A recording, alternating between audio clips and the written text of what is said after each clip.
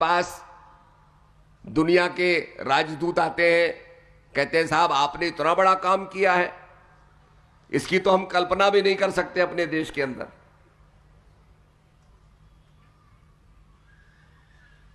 पर अगर हमारा भाव ये रहा, एक राजा ने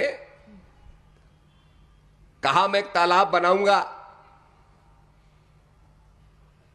और तालाब में हर आदमी एक दूध डाले।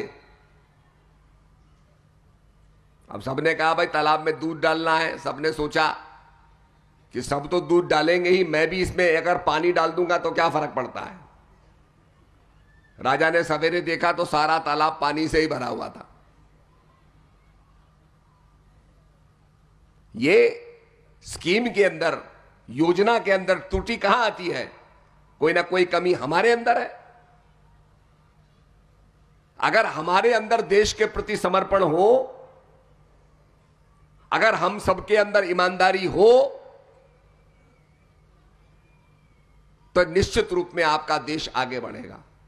आपने देखा दुनिया में दो देशों का नाम आता है, चीन का और भारत का। चीन के बारे में आता है चीन सस्ती चीजें बना रहा है, चाइना प्रोड्यूसेस चीप थिंग्स। और भारत का आ रहा है कि भारत के अंदर आईटी सेक्टर में भारत आगे बढ़ गया है। हम लोग कुछ दिन पहले ऑस्ट्रेलिया गए थे, हमने देखा, उन्होंने एक कमरे से दिखाया हमको कि जी हम यहां पर सारे सिडनी का ट्रैफिक कंट्रोल करते हैं। और हमारे प्राइम मिनिस्टर जब जाते हैं कैनबरा तो हम यहां बटन दबाते हैं, उनकी सारी लाइटें ग्रीन हो जाती हैं और उनको कोई सिक्योरिटी की जरूरत नहीं पड़ती, सीधे गाड़ी उनकी निकल जाती है। हम देख के बड़े प्रभावित हुए। हमने कहा भाई ऐसा सिस्टम अगर हम उत्तराखंड में लाएंगे तो हमको भी बड़ा फायदा होगा, क्योंकि जब मुख्यमंत्री जाता है तो उसके आगे पीछे बड़ी पुलिस जाती है। तो हमने कहा भाई ये इतना सुंदर प्रोग्राम तुम्हारा कहां से हमको प्राप्त होगा? तो वो हंस के कहने लगा भाई तुम्हारे बेंगलोर से ही हम लाए खरीद करके। This program has been made in India. तो हमारा देश कितना आगे बढ़ रहा है। आज कंप्यूटर के जरिए, आईटी इंफॉर्मेशन के जरिए बच्चे हमारे विदेशों में जॉब्स प्राप्त कर रहे हैं, कंप्यूटर के जरिए। इसलिए सबको मिलकर के जो हमारे देश के अंदर जो बीमारी है भ्रष्टाचार की, इसको दूर करें, अध्यात्म का प्रचार करें। क्योंकि संतों ने कहा जो माला होती है, माला में अलग अलग फूल होते हैं पर धागा एक होता है। धागा अलग अलग नहीं होता, धागा एक ही होता है। ऐसे ही हम धर्म अलग अलग हमारे धर्म हो, पर वो धागा हम सब में एक है।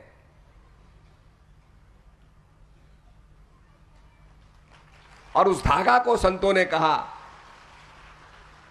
वो धागा क्या है?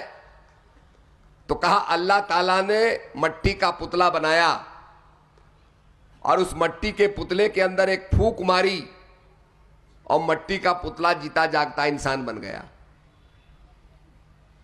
हम सब मट्टी के पुतले हैं और भगवान ने हमारे, अल्लाह ने हमारे अंदर क्या मारा है? एक फूंक मारी, जिसको प्राण शक्ति कहा गया। अगर वो श्वास निकल जाए तो डॉक्टर कहेगा अब ये खत्म हो गया, चल गया, खत्म। ये श्वास क्या है? श्वास तो आपके पास है।